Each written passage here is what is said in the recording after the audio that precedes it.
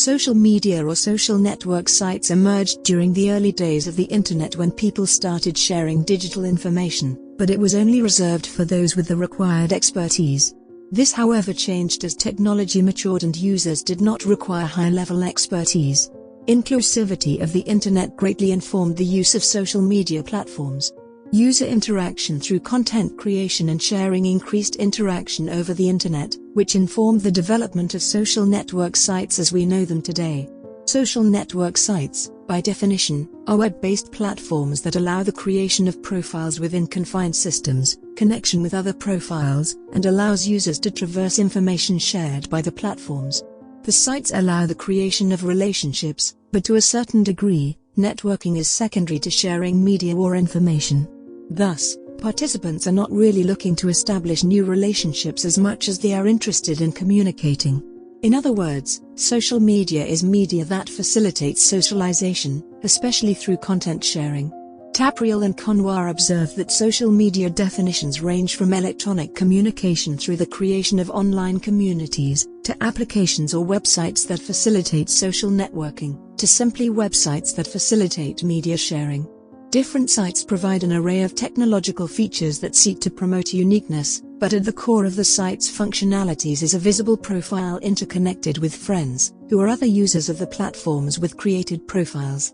Creating the profile is primarily based on forms where users fill the required information, which is then structured in manner that matches the technology provided by the site. The information required by the sites includes demographics, location, and interests.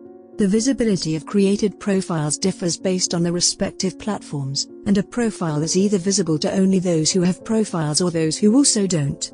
For instance, profile viewership on LinkedIn is based on whether one has a paid account or not. MySpace allows users to determine whether only their friends or the general public could view their profile, while Facebook restricts the viewership of a profile to specific networks, which could be defined by various metrics, including demographics and location. Creating a profile or an account is immediately followed by the visibility of other profiles for a user to initiate connections, primarily based on interests. The confirmation of friendship could be bidirectional, generally referred to as friends, or unidirectional, also called followers or fans. Users also determine whether their networks, or friends, are visible to other users or they are restricted, as in the case of LinkedIn. The comments functionality in most social network sites allows users to post public messages on their friends' accounts, while messages functionality facilitate private communication between users. The technology behind most social network sites is similar, but the differentiation aspect is the cultures around them.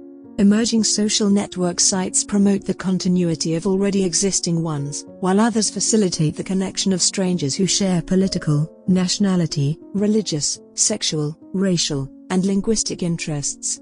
Social network sites emerge differently as documented by Boyd and Ellison, and I quote, QQ started as a Chinese instant messaging service, Lunarstorm as a community site, SeaWorld as a Korean discussion forum tool, and Skyrock, formerly Skyblog, was a French blogging service before adding SNS features. Classmates.com, a directory of school affiliates launched in 1995, began supporting articulated lists of friends after SNSs became popular. Asian Avenue, Mihente, and Black Planet were early popular ethnic community sites with limited friends functionality before relaunching in 2005 to 2006 with SNS features and structure. Overall, social network sites are created for different purpose and different groups of people, but the growth of the internet has ascertained that the sites go beyond the original objectives.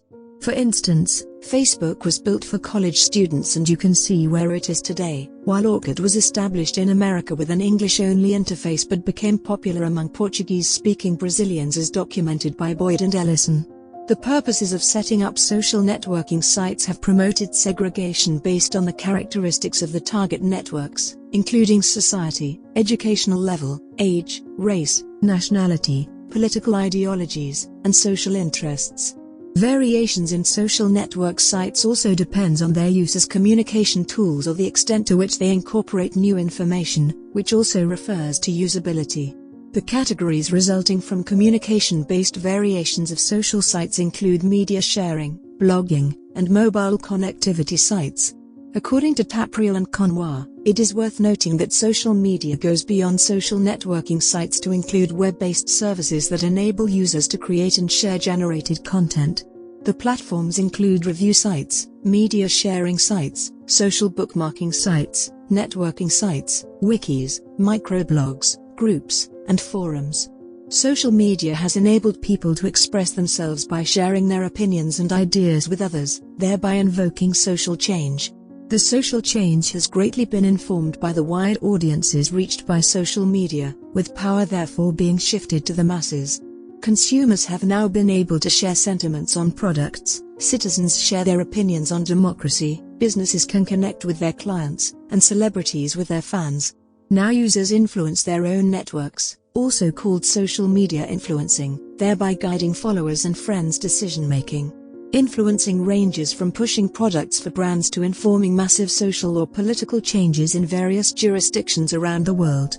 Traditional media has since long joined the wave of social media, in a move that Tapriel and Conwar term as learning the hard way, following a drop in either viewership of traditional media or the use of media for product promotion. Businesses are now using social media for strategic placements in their respective markets. However, social media, like any massive phenomenon, has had both the good and the bad.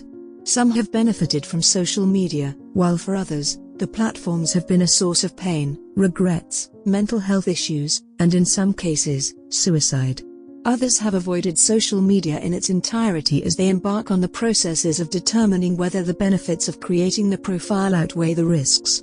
Thus, social media management is a continuous learning process that entails understanding different platforms, gathering information, and determining the relevant interactions or connections to make. The evolution of the internet has made it difficult to accurately predict what social media would look like in future.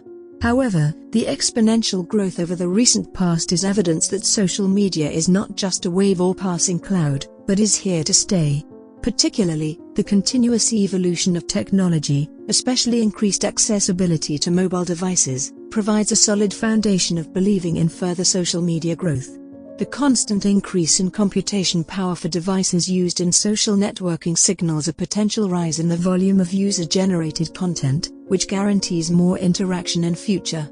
Social networking companies are collaborating with mobile device manufacturers to ensure that gadgets come pre-installed with the relevant applications that facilitate digital networking.